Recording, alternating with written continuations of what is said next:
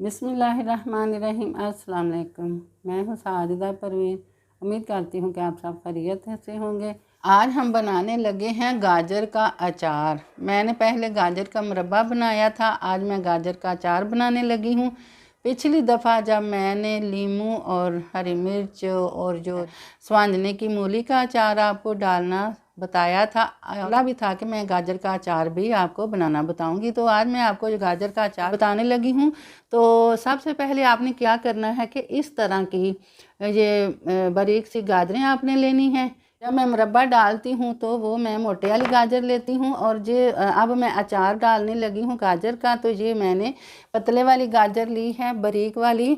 और इससे मैं इसके 3 पीस कर लूँगी, और ये नीचे वाला पोर्शन है इसको मैं इसके भी 3 पीस कर लेती हूँ, और आगे से भी हम इसको छोटा छोटा काट लेते हैं। इसी तरह मैं सब पीसीज मैं इसके काट लूँगी, और ये जो ऊपर वाला पोर्शन है इसके सिर्फ 2 पीस ही आपने करने हैं, और इसके भी बारीक बारीक हम पीस करते जाएंगे। इसी तरह मैं इनके भी पीसीस कर लूँ, फिर मैं आपसे मिलती हूँ।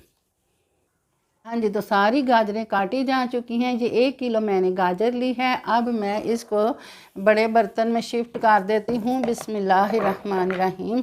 और इसके अंदर मैं डाल देती हूँ छोटा चम्मच नमक का, और छोटा ही चम्मच इसमें जाएगा लाल मिर्च का पाउडर, और आधा छोटा चम्मच इसमें हल्दी का शामिल कर देते हैं। और इसको आपने अच्छे तरीके से मिक्स कर लेना है, और इसको आपने बहुत ही अच्छी तरह से मिक्स कर लेना है, ताकि ये जो नमक मिर्चें और हल्दी मैंने डाली है अब में मिक्स हो जाए। जो मैंने नमक और मिर्चें लगाई हैं, मैं आपको ये भी बताऊंगी कि मैं इसमें सौंफ और मेथरे नहीं शामिल कर रही, क्योंकि मेरे पास जो बचा हुआ अचार है, मेरे पास वो चीज़ें पड़ी हुई हैं, ये मैं उसी मर्तबान में ये वाला अचार भी डाल दूँगी। सारी रात के लिए इसको पड़ा रहने देना है।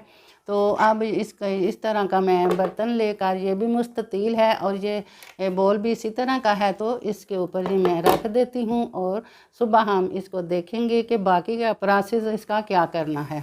हाँ जी, तो ये मैंने रात को जो गाजरें नमक मिर्च और हल्दी लगा के रखी थी अचार में डालने के लिए, तो हम इसमें देखते हैं कि ये आप देख सकते हैं इन्होंने अपना पानी छोड़ दिया है। ये पानी मैं अलहदा बर्तन में निकाल लूँगी और इसको ज़ाया कर दूँगी।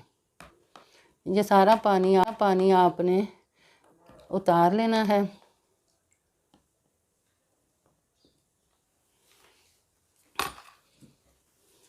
हाँ जी, तो ये देखें इस तरह की हो गई हैं, नरम नरम सी। अब मैं क्या करूँगी कि जो मैंने पिछले साल का अचार डाला था, ये वाला मसाला जो है बचा था वो, और तेल भी, और मैंने आपको बताया था कि जब आप शुरू से ही तेल को ज़्यादा डाल लिया करें, ताकि एंड तक जो भी अचार इसमें डाला जाना है वो आसानी के साथ इसमें डाला जाएगा। तो ये मेरा जो अचार का मवाद बचा हुआ है ये 2 साल पुराना है। आप यकीन कर सकते हैं कि इस तरह की कलर अचार की होगी। तो ये सिर्फ़ और सिर्फ इसी वजह से है कि मैं तेल ज़्यादा डालती हूँ।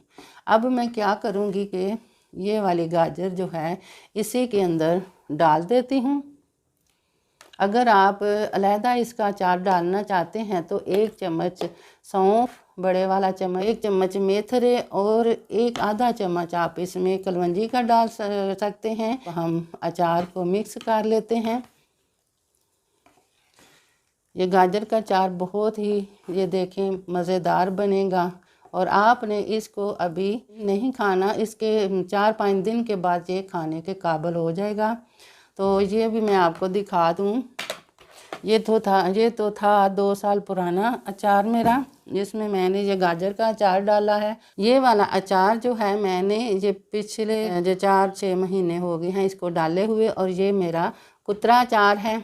इसको भी मैंने थोड़ा सारा निकाल के लेके आई हूँ आपको दिखाने के लिए। ये भी अचार मैंने यूट्यूब के पर आपको मिल जाएगी।